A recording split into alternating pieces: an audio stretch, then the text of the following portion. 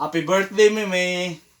Happy ko nga isanula ko diha pero at least makagreet ko sa imong special day sa imong dibo karon. May three ra ko kabagay akong i-share nimo as musician, no? Una, number one, keep learning. Padayon ra ta sa pag-learn, no? Sige kag experiment kung sa pag pwede nimo mag-learn. No? Keep growing. Dili pwede nga stagnant ra ka dira ra ka sa isa ka bagay magstay. So keep growing para mag-improve ka, maging mature ka mo.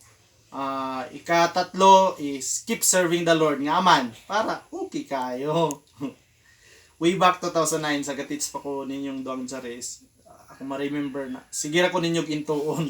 Magsige og tago-tago.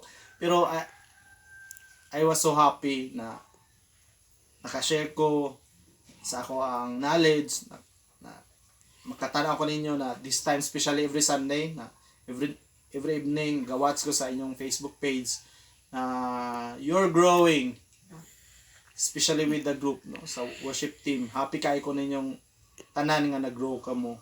Ako ang masulti na learn, grow, and serve the Lord para okay kaayo ang inyong life, maging successful, maging happy kamo tanan.